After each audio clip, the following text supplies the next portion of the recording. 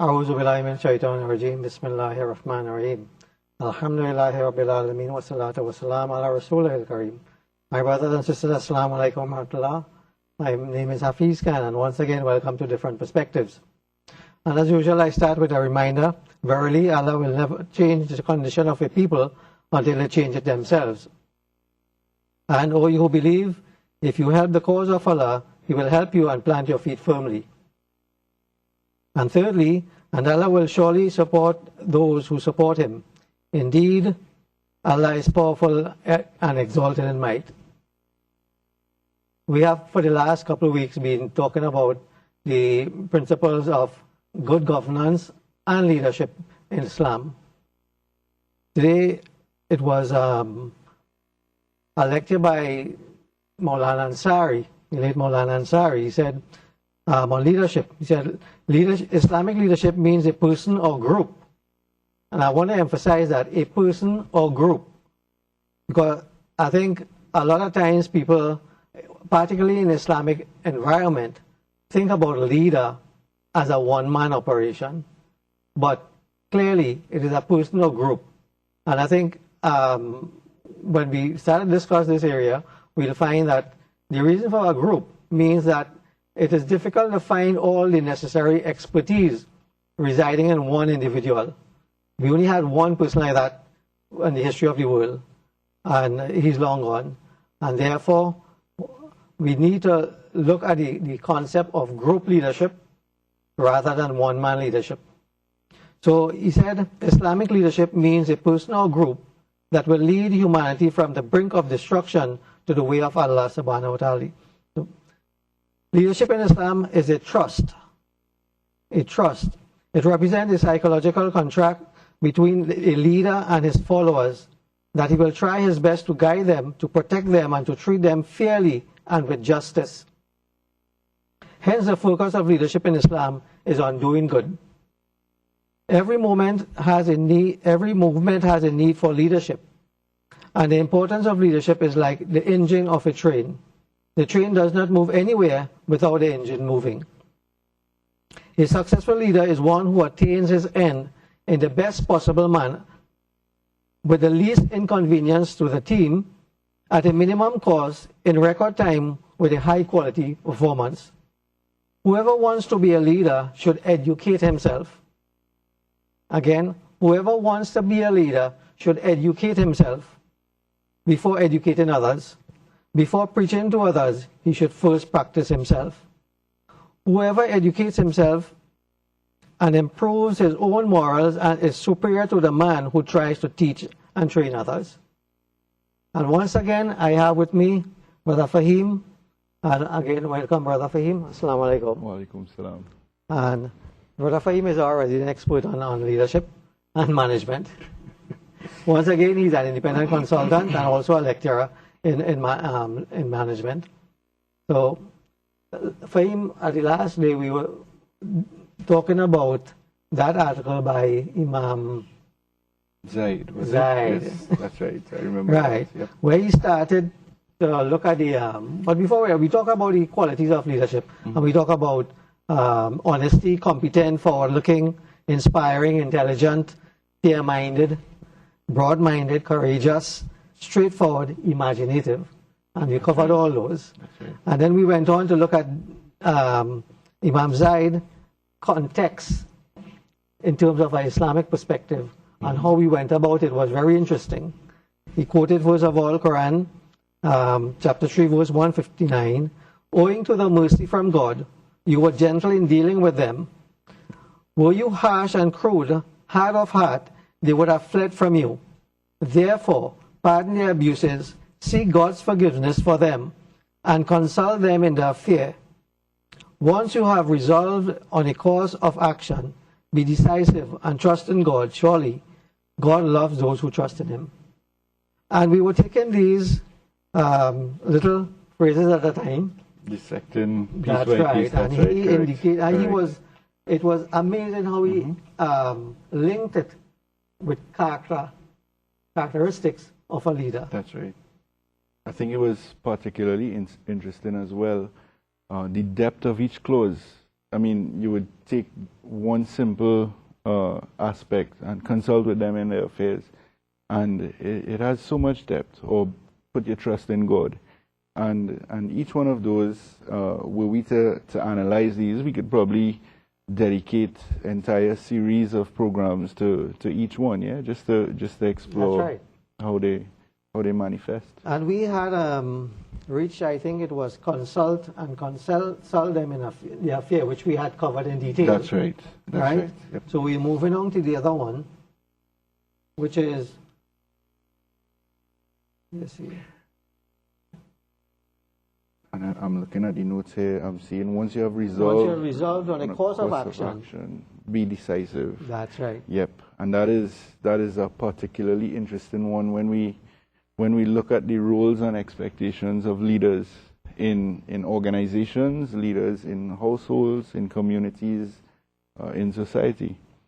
Because we're talking about, number one, first of all, having the courage to come to a decision. And that is something that is not easy.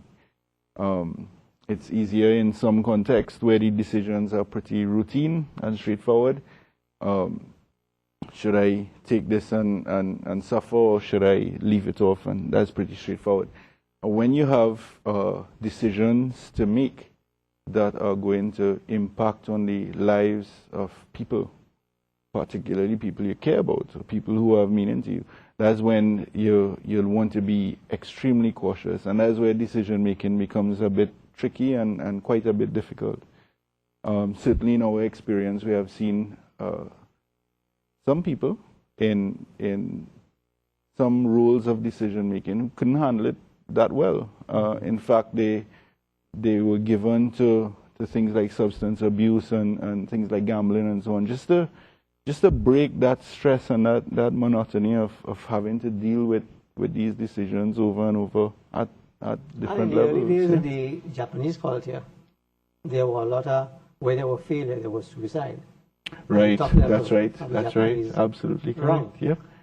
So culturally, there are different implications as far as leadership goes. That's correct. And that's correct. In terms of that point you were making, I think I just lost my train of thought. Right. No, well, I hear you. But the thing is, we're saying once you have resolved on a course of action, you have to be decisive. And we appreciate that some of these courses of actions and some of these decisions that I have to make would be particularly stressful and difficult. And you have examples throughout the history of Islam. And for example, in the history of the Holy Prophet Muhammad, peace be on him, you had a number of different decisions that had to be made that would have impacted on all the Muslims at the time. Decisions that were made that didn't really have a good immediate effect. For example, you had the Muslims in Makkah before the migration suffered tremendously at the hands of the non-Muslims. Yeah, so it's a pretty profound statement, and it's something that alludes to the sentiment of many scholars and writers in leadership who speak of courage and the need for courage, because to be able to make some decisions, it takes courage. It takes courage in the face of risk. It takes courage in the face of opposition. And it's something that you have to be pretty sure about. And I think that is why you have, as we discussed immediately prior to this, seek God's forgiveness and put your trust in Him. Yeah.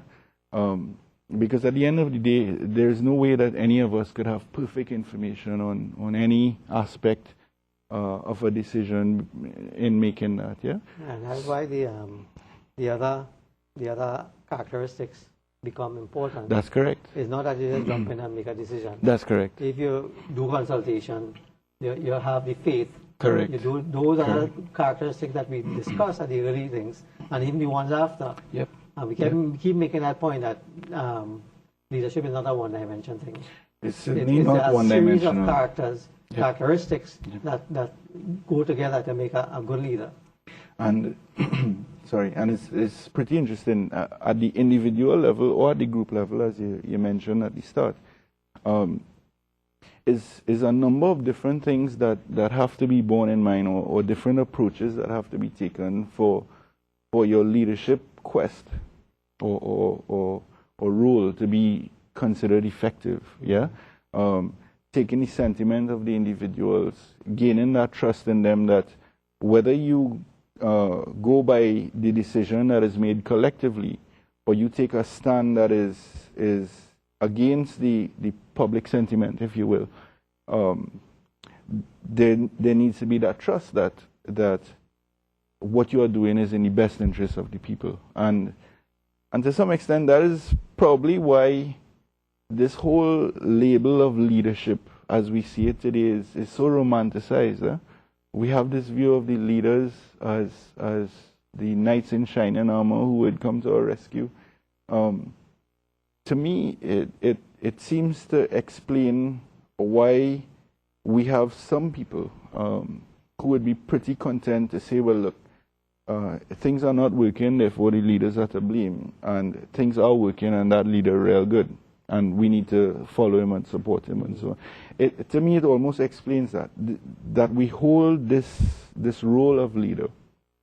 Number one, that we equate it to a position, which is not necessarily the most advisable thing, but that we put these positions and these individuals or these groups on pedestals pretty much would explain why a lot of people probably can't ever see themselves as leaders. And I think one thing to keep in mind, in the context of being decisive in a course of action, in the context of being a leader, the thing to remember is that every leader in the course of history were ordinary people who just happened to achieve extraordinary things from themselves or from others, yeah?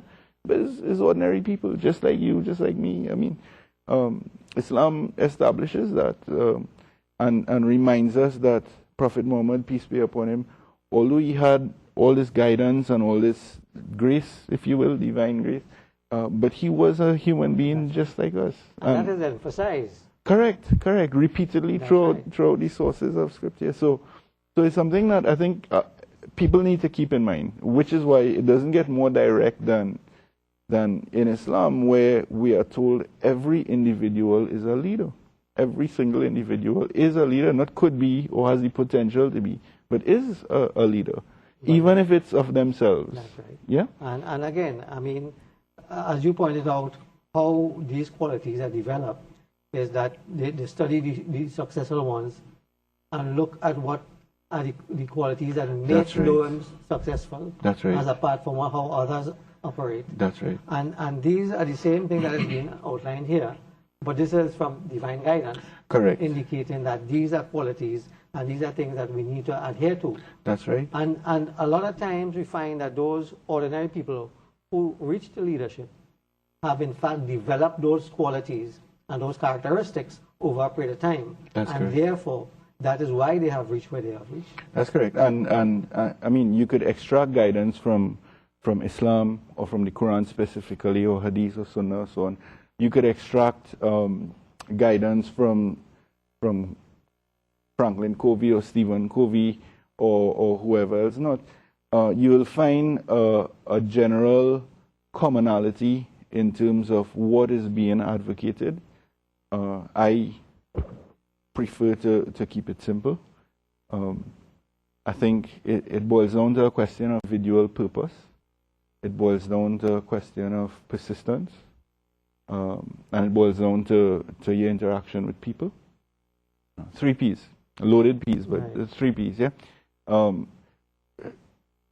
To what extent is an individual aware of what their purpose is, what their passion is?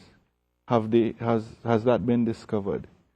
You generally find that people who end up in leadership positions have discovered that purpose.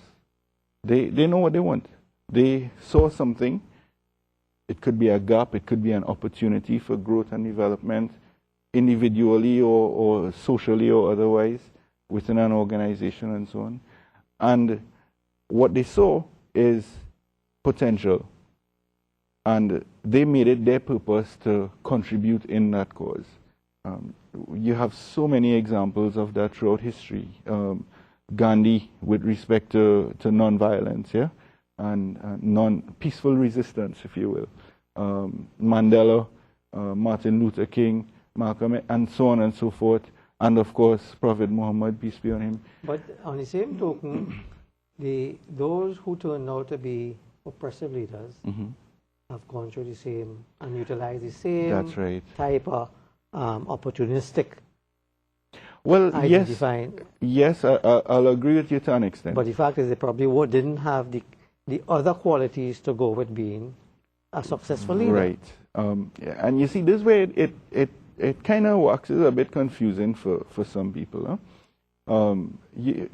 You're talking leadership, and you're talking essentially two keywords. You're talking ability, and you're talking influence. When you're talking ability, you have to look at ability and what that means relative to other similar constructs, such as knowledge, such as skills, such as talent, and so on and so forth. And for example, in the Oxford Dictionary, you will find circular references in terms of definition of these three. So that is one area that tends to be a challenge in terms of overcoming. As it is, we adopt the learning-based approach, which is knowledge speaks to well, of course, I can't remember the specific definitions. Senior moment like yourself, right. So probably something in the water. But you have knowledge, and that speaks to theory as it is understood, and that it can be applied to a particular context. You have skills that deal with more psychomotor, physical action, and you have abilities that speak more to aptitude or attitude, if you will, and other bases of talent. So there's a need to understand that it is a attitudinal construct from our interpretation, and that means that anybody with the right attitude can become a leader. And as you were alluding to, when you're talking about issues of good leadership versus bad leadership, and in terms of results, in terms of process, and so on, that's where the whole construct of influence comes in, and it also is a bit confusing to overcome. Yeah, it's a bit of a challenge. Why? Because you have related concepts of power. You have related concepts of politics, yeah, in terms of science of influence. Right. And you find that these things tend to be confused, so that some would say, well, leadership would include a dictatorial style as one extreme of leadership, and it would include a purely consultative style as the other extreme, and then you would have people fit in somewhere in between. And the same with lenses of power, where you're speaking of physical power as the basis for control, and moving up through suasion, moral suasion, and so on. And this is where it becomes a bit of a callaloo, yeah, in terms of understanding. And that's where you have so many different models and so many different interpretations being espoused. It's a multi-million-dollar business in terms of publications and so on. So there is that as the reality today. In terms of the being decisive, it went on to say, however, great leaders are decisive after due diligence has been exercised. And I think that is a key factor in making, in bringing this point across. Right. It's not just a question, I'm the boss, I decide we're going to do this, right? As a leader. Although that has been done. That's right. Yeah. So it is after due diligence has been exercised. I would, in fact, I would agree with you 100,000%, and I would actually try to interpret that from a more general context. And I think it surfaced in one of the past programs. where we were saying there's almost an attitude that we put our trust in God, and therefore, great, He would look after our affairs, and there's no need to do anything by way of planning and so on and so forth. And certainly is something that has surfaced in the leadership programs for the Muslim community. It's something that surfaces in other related situations. The thing about it is this: if you put your trust in God, and you have to then do what you need to do, there's a need to recognize that this science of effort has been evolving and developing, and it's what we refer to as management. And the basis for all of that is, for that entire body of knowledge, is you plan. Yeah, you have an idea what you want to do. You, plan, do, and then you do based on your plan. And we probably would identify with the saying, you plan your work and you work your plan, and your plan will work for you. And it's alluding to that very fact. That's you plan your work, you do it, you check to make sure that you're doing what was planned, you check to make sure that what has to be done relates to the plan, and if there's any need to change, you change that. And all our common due diligence. Yeah, correct. And I think there's a need to recognize that just an approach of strategic planning, as we were discussing before, just an approach of strategic planning, considering what has to be done, where we're going, and therefore what is the approach that we're going to take, and so on and so forth. It is all part of this entire process of due diligence with respect to considering what are the options, what are the courses of action that need to be considered or that are open to us, and therefore which ones are we going to take. Yeah? I think in too many situations within the Muslim community, there is a total absence of planning. I would be inclined to agree. Far more strategic planning. I would Basic agree. planning. Yes. Right? And absolutely no strategic planning. And whether it's a result of deference to God's will, or whether it's as Einstein said, never attribute to malice what could be explained by incompetence. Whether this is now the stage where we need to raise our game in the evolution of the community. I don't know. I think further research would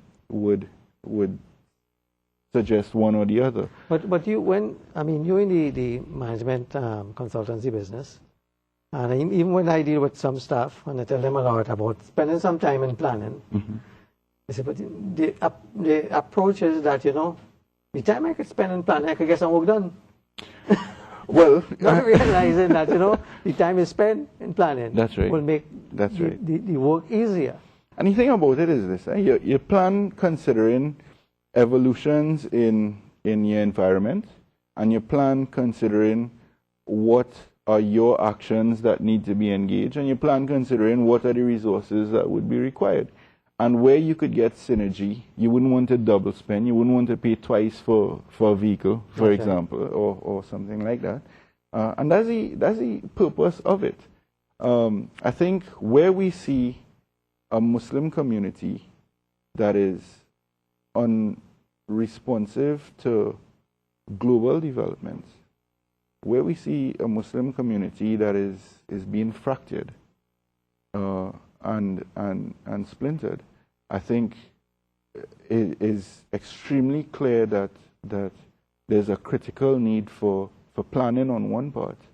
A precursor to that would be collusion on the other part. I think you started off with leadership is the function of a person, an individual, or a group. And I think at the community level, yes, we have different organizations.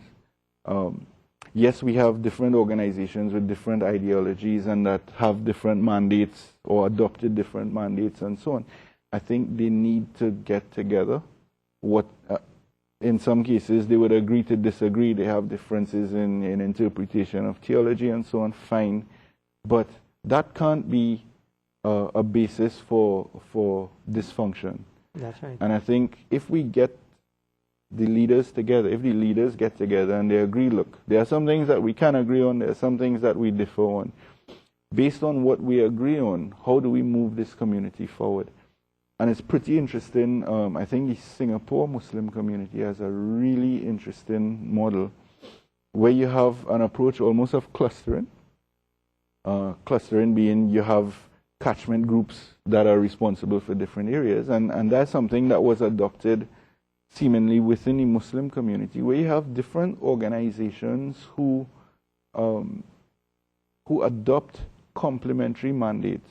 So one would be, for example, responsible for educating the Muslims. One would be responsible for doing work with non-Muslims. One is responsible for government interaction and engagement, and so on, and so on and so forth. And rather than duplicate efforts. Rather than duplication and competition, duplication may be fine. One may achieve something that the other can't. But where you have competition and a fight for resources, that is where it could become destructive. No, that is where it has become. Agreed. That is where it has become dysfunctional, and it could be destructive. And it's certainly an opportunity that we could seize to move this entire thing forward. And certainly that is a result of lack of proper leadership qualities. Lack of proper leadership qualities, or lack of proper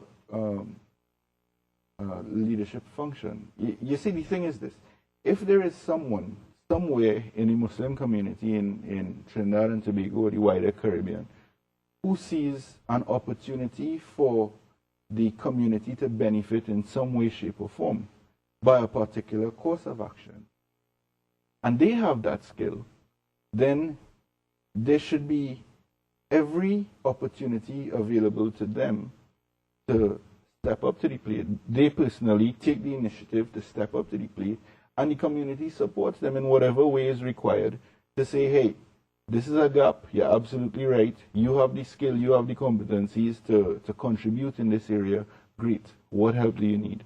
And I think we need to see more of that from the organizational or those who control the purses, to lend that support as and when required, but more particularly from those people who have the knowledge, who are seeing opportunities, who are seeing gaps or problems or challenges, and want to contribute. Actually, I mean to say they should want to contribute. They should actually step up and say, well, look, we have the skills, so let's do it. What we see is some people would say, well, look, I'm not really willing to get involved in that. It's too much politics and I don't want to fight that fight. Or some simply just don't think that far ahead. They don't say, well, look, I probably could contribute in this area. Whether it's an absence of confidence or initiative or whatever. I don't know, we've seen... But there has been those who have done that and been chopped down. And been ostracized. And well, look, the sad reality is this. A prophet is ostracized in his home community, right? So if you find that you are encircled or within a group, a social group, who not giving you an audience, who not giving you an opportunity to develop or to contribute, you could try to change them. You could stay and fight and lead by example and lead by action or whatever, if that is your choice, if you commit to the organization, or you could leave. Well, let's hope what we are doing here would enlighten not only current leaders, current followers, who would determine future leaders. Correct. And hopefully there will be a step up in terms of demanding the right attitudes from leaders and the right results from leaders. And hopefully followers would be more enlightened they would be more responsible in determining and who are the right leaders. Right. I would just label it differently. I agree with you fully.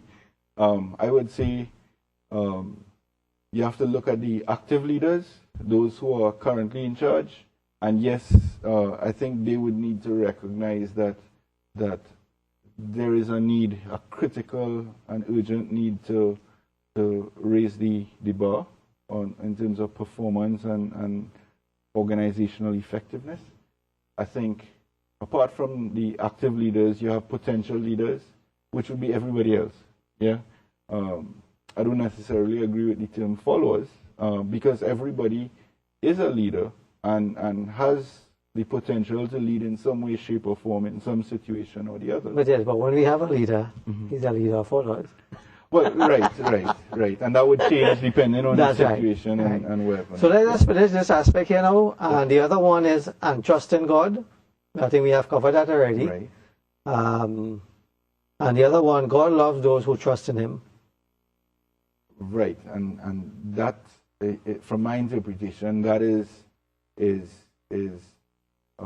probably as much consolation as we would need. That's right. In terms of functioning as a leader.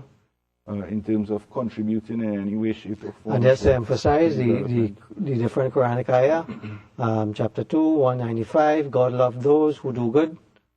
Chapter 2, verse 222, surely God loves those who turn to Him in repentance. And chapter 2, 222 again, and God loves those who purify themselves. Chapter 3, 76, God loves those conscious of Him.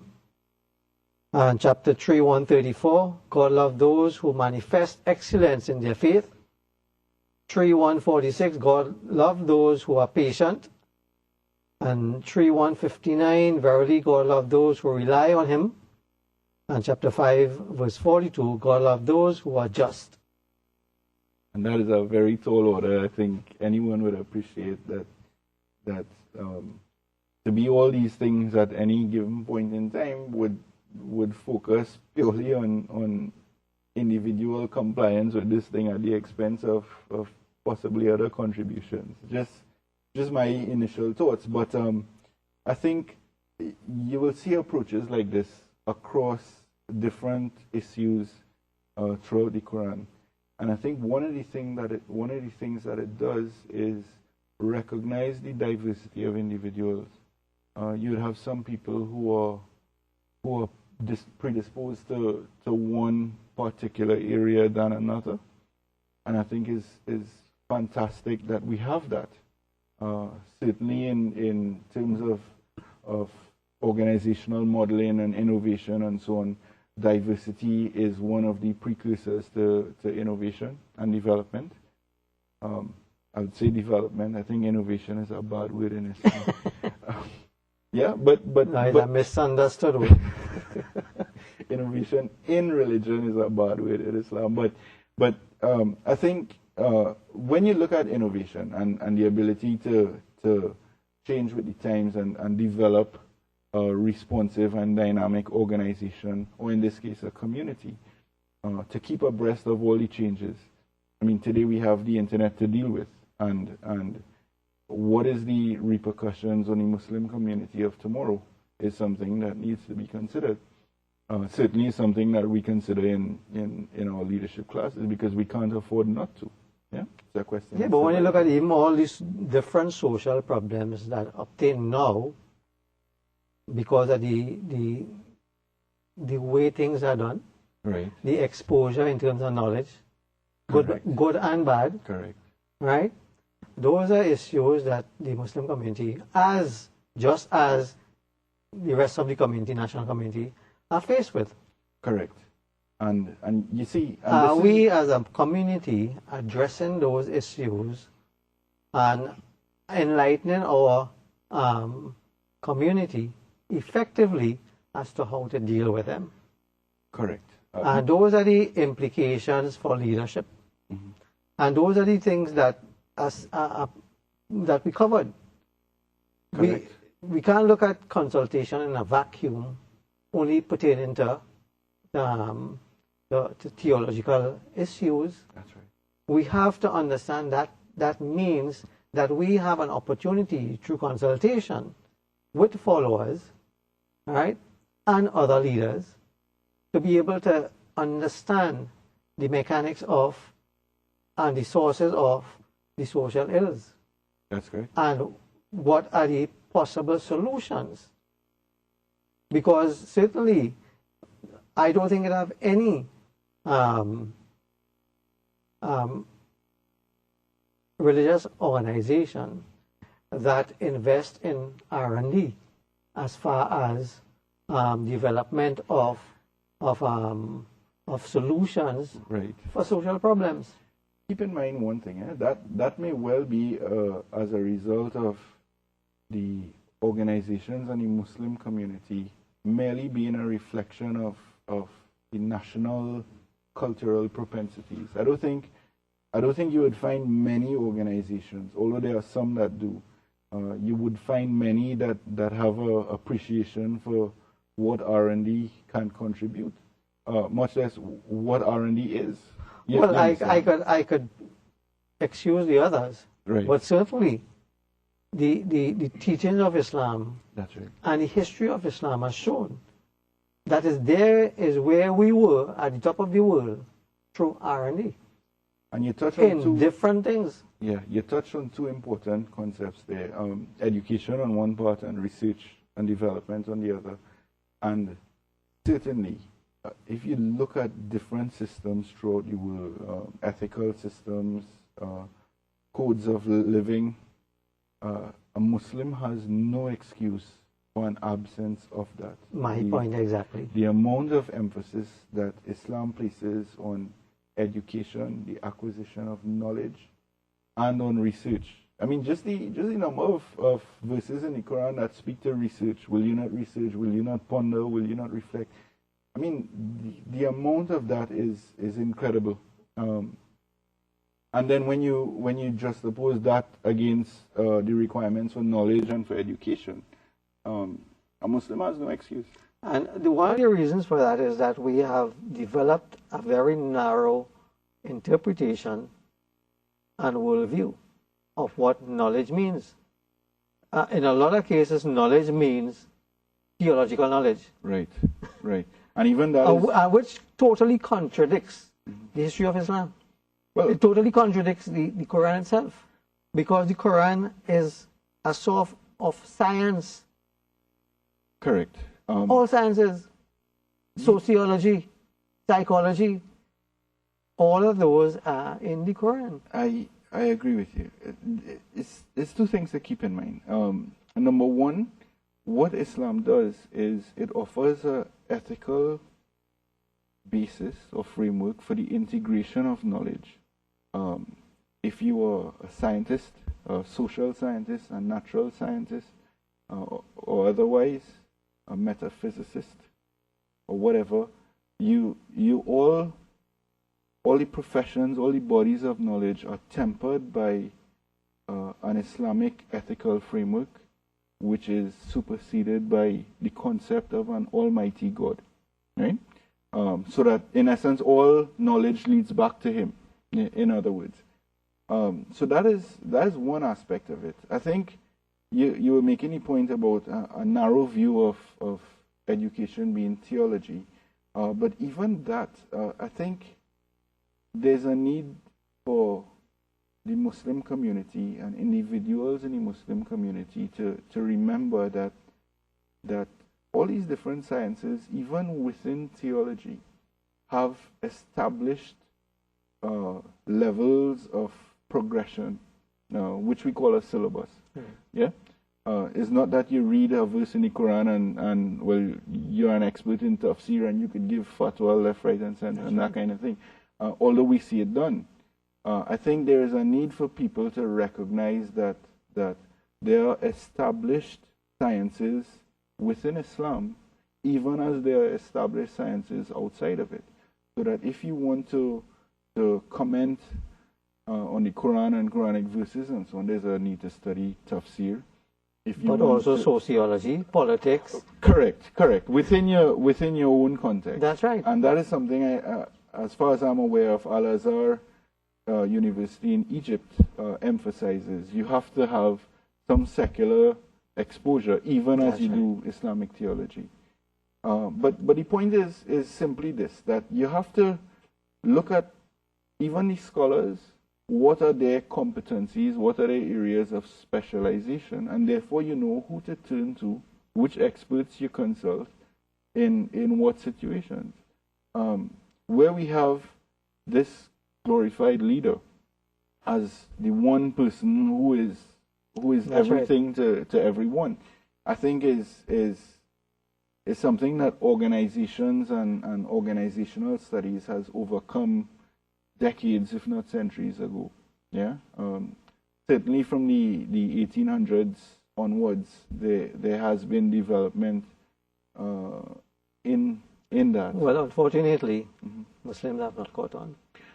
Well, some, I would say. I mean, you have some that recognize it, but in general, I think there's a need to remember that people would pursue different courses of study. They would specialize in different areas.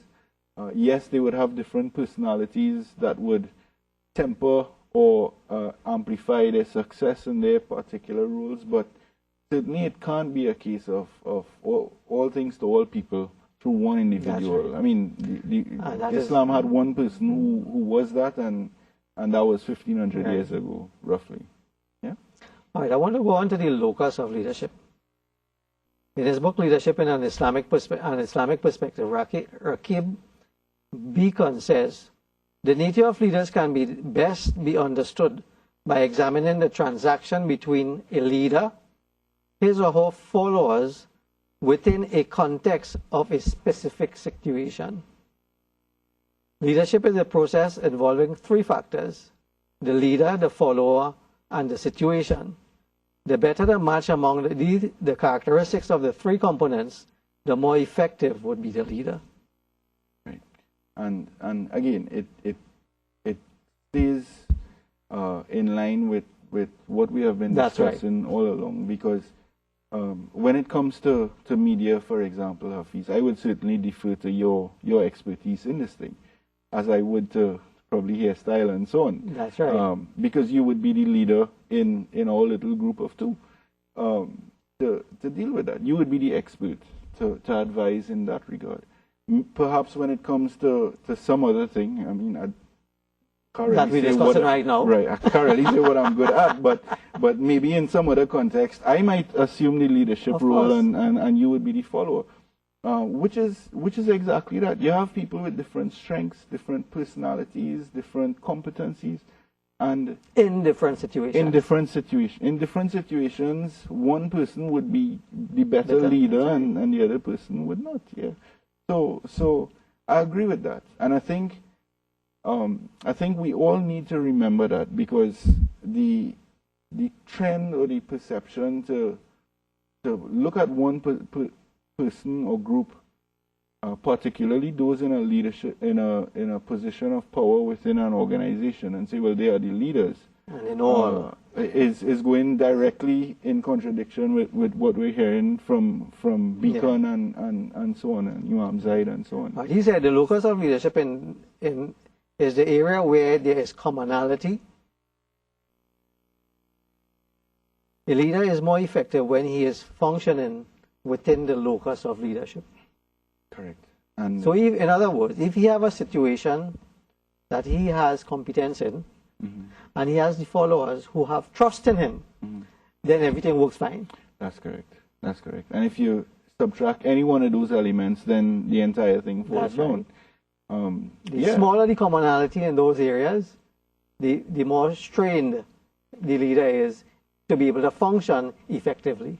Which makes it so surprising for me to hear people for so long complain about the absence of leadership, or the absence of effective leadership or good leadership and so on. Because at the end of the day, this entire construct is founded on the strength of the people who follow.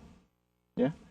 And if the people who follow decide they've had enough of that, as we are seeing throughout the world today, then certainly the leadership cannot be sustained. And we have seen the results of that.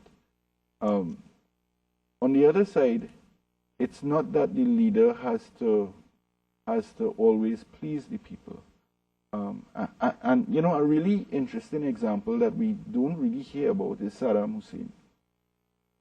In Iraq, he was the head of the Sunni community, Sunni minority in the environment of a Shia majority and so on and so forth. But he was a ruler for so many decades. And whether he was good or bad or whatever, he kept a control of the country.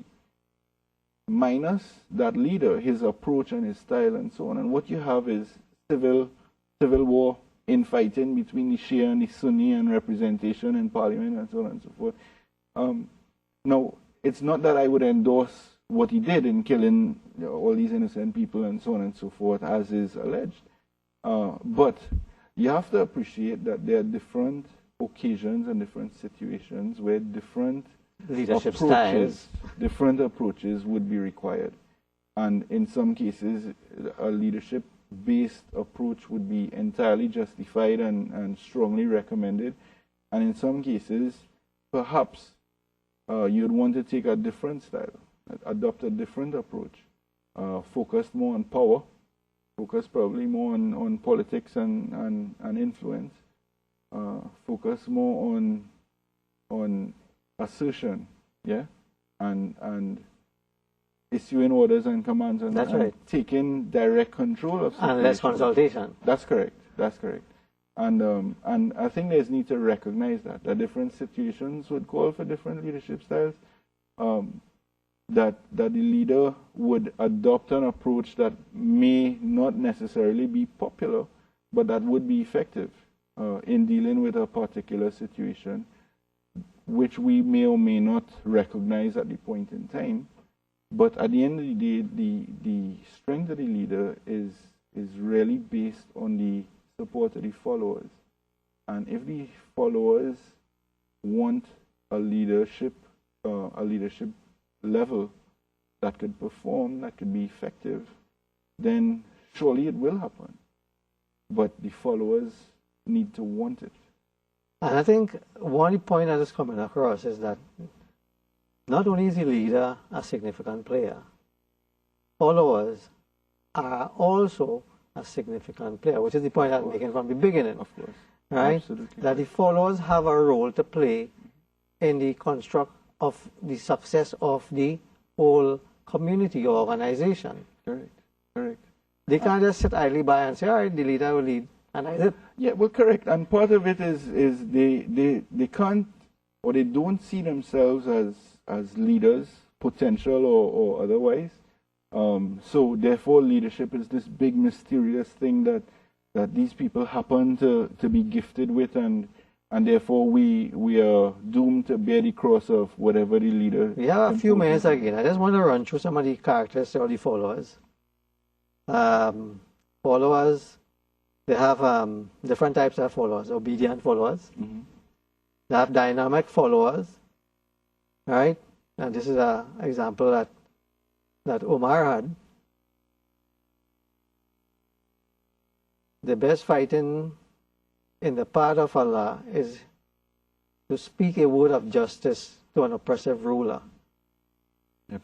And in that, he allowed and encouraged his followers to tell him when he is going wrong. That's right. To challenge him. That's right. And you have to appreciate that the basis for that to work is a transparent legal code where everybody is knowledgeable of the rights, rules, and responsibilities, the leader and the followers. And therefore, where the leader is going, of course, the followers have the right within the Islamic construct to say, hey, you're doing this wrong. That's and right. you need to fix that. On the contrary, some people take obedience from it, blind obedience. Correct. But in Islam, it gives the person, the shura concept Mm-hmm. within Islam, gives the follower the opportunity to ensure that if he has the ability to criticize the leader, if in his mind he's not doing the right thing. And this is where the problem, in my interpretation, this is where the problem of ego comes in. I'm in a position of authority, and I have somebody challenging my authority, questioning my decisions, and so on, I would expect that my ego would be bruised on one part. I would think, well, listen, I am in charge. Who's this individual to come and question, and so on? And yet, there's a radically different interpretation that could be taken of that very same thing. Here's a person who cares about my role and my organization and so on and so his forth. organization. And his organization, he cares that much that this individual is criticizing what I'm doing with a view to making it better. That's right. Yeah, whether they see it or not. I mean, you would have some people who would just be critical and negative and so on. In change management, for example, you have some people agitate for change just so they could be in power. Right. Yeah, the system is not working for them. So there's a need to be mindful of that.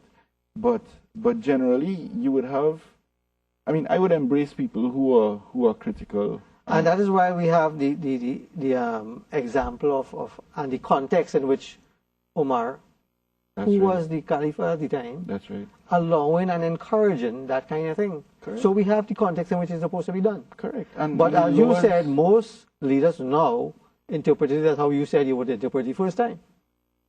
Right. Who are you to question? That's right. Yep. And the thing about it is the laws are transparent.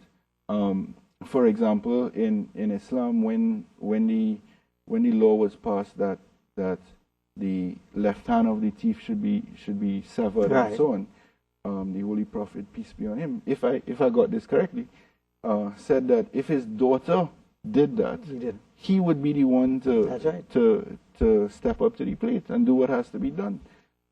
Where do you see that in this day and age? Is something that is pretty interesting. Step up the plate to make sure nothing happens. The law is really nice and it'll work, but if it has to be applied to us, well, let's see if we could get around it in some way, shape, or form. And I think that's something that we need to remember. In Islam, the laws are straightforward and transparent. Right. We can also identify 5 types of leaders, or followers rather. You say one is the alienated follower, members who are potentially disruptive, who for some reason might have had some gripe in the history and the past about what happened, and they just don't want to be around. Right. And so they will probably go and tell this one, and tell that one, and tell the next one, and try to encourage them not to get involved, because they're not involved. You see, all right, so some people become alienated within an organization. Some people alienate themselves. That's right.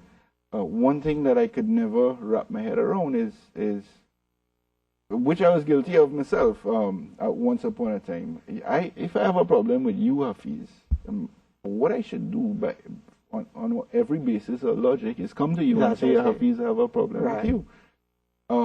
The converse is practiced today, where if I have a problem with you, Hafiz, well, I tell every single individual that I meet. And I'm not particularly interested in any of them telling you, because then I would say, well, they carry news and wherever not. But I just need to vent. Yeah. You understand? Some people are pretty meticulous in alienating themselves within an organization or a community. Some people may come across as aggressive, assertive, critical, and they may, as a result, suffer alienation. The second one is indifferent followers.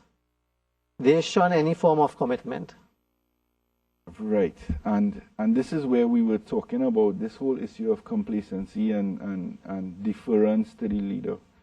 And you see, within Islam, the guidance, one example of the guidance that is given, you see something wrong, fix it with your hands. That's right. And if you can't fix it with your hands, then speak out against it. And if you can't do that, then hate it with your heart or whatever, and so on and so forth. Glorious form of jihad. But the obligation is to act. And I have seen, for example, in the classes and in some jamaats and so on, where people would be critical. They would see things that are going wrong or things that are going bad. They know better. They know how to get things done better. but they just won't do it. And they won't get involved And give advice. Why they won't is beyond me. Here's an opportunity to contribute.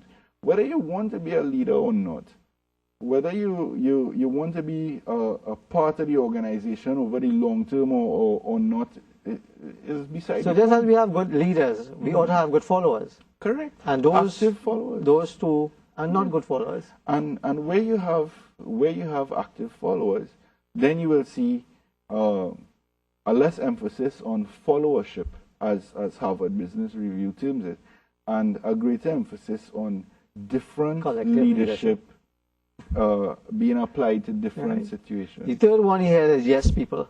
Active, but do not think independently or critically. That's the biggest section. And they're some of the nicest people to have on your side, you know. I mean, they'll tell you Depend on the leadership. they'll tell you exactly what you want to hear.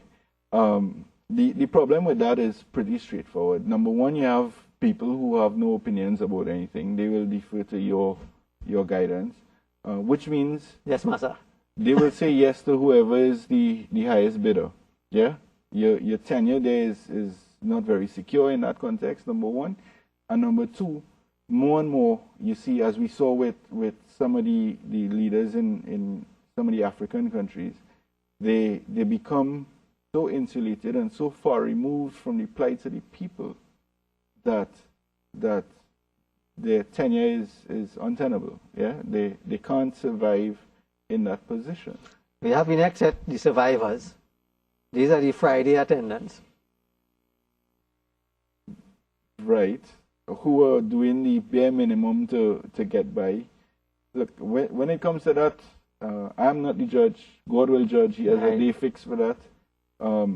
It may be that some people are in such a situation that they just can't afford to contribute.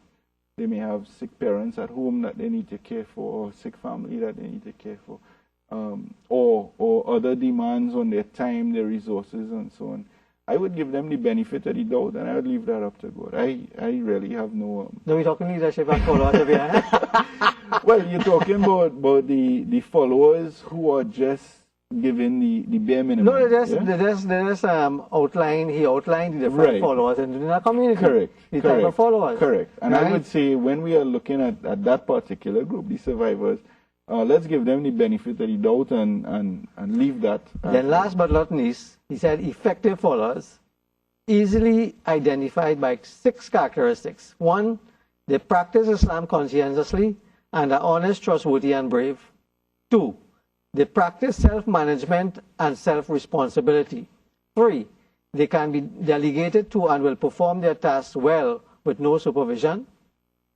4, they are committed to the cause of the organization, not themselves. 5, they are critical in their thinking without being disrespectful or self-serving. And 6, they do not waste their leaders and their organization's time and resources. Right. And I'm listening to that, and I'm coming right back to purpose, persistence, and people. I mean, I'll give you an example. If we look at one concept that seeks to integrate these 3 of them, the Quran says there is a night. Is it the Quran or so? That says there's a night in the month of Ramadan that is better than 1,000 months. Yeah. Right? Simple maths. 1,000 months by 4 weeks per month is 4,000 weeks. Yeah? Which equates to about 83 point something years. Yeah, by general construct. If we expect to live 80x many years, then we expect to live 4,000 weeks. Right? If we are 40, then half our life is gone. 2,000 weeks is gone. Now we have less than 2,000 weeks left to live in variable states of health. Time is such a scarce resource that for us to get the most out of life, we have to know what we want for ourselves, for our lives. We have to know what our strengths are, and not only how we could benefit, but how we could share that benefit with others. Yeah. I mean, we're talking about 2,000 weeks, you know. Yeah. Today is Tuesday, so minus one, yeah. I mean, this week done already. And this is something that we cover within one of the initial periods of the leadership sessions, just to give people that sense of, listen, we can't just keep deferring this thing on, and yeah, it'll see about itself, or yeah, it'll fix itself. Here we are at this point in time with so much time left. I mean, of course, the final times, how long we live and so on is in the hands of, is by the will of God. But we have a critical role and responsibility to give of ourselves to ensure our families benefit and the benefit of our wider community. I mean, that is pretty clear from that one reference in the Quran. We could extract and extrapolate that simple concept. And when you're talking about followership and contribution and commitment and so on, you need to know your purpose. Know sooner better than perfect, because look, you don't have that much time left. That's right. You need to start working, or if you have started, continue working towards realizing your purpose or your passion or your vision, or whatever you want to call it. Again, because time is limited and you are giving of yourself. What do you have to show for the past 2,000 weeks? What do you want to see for yourself for the next 2,000 weeks? Yeah? Right. And with that, our time has gone. Damn, so that's it. So let me just thank Brother Fahim for being here. Today is his last program. He said he has some commitments for the next 2 months, and we hope we'll have him back sometime after that. But we'll continue our series with leadership, because you see how many aspects of leadership that needs to be dealt with.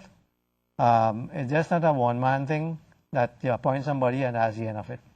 I think a lot of people who I have spoken to, who listen to the program, were amazed at the extent of details and extent of aspects of leadership that they never give thought to. And we are hopeful that this program would enlighten people, enlighten those who have a say in determining who should be at leadership positions at all levels of the Muslim community. And we hope from now on we will find that we are picking the right persons, we are choosing the right persons to be our leaders at the Jamaat level, at the youth group, at the various organizations that we are involved in. We are hoping that we would then ask the leaders to educate themselves effectively in what leadership is supposed to be about.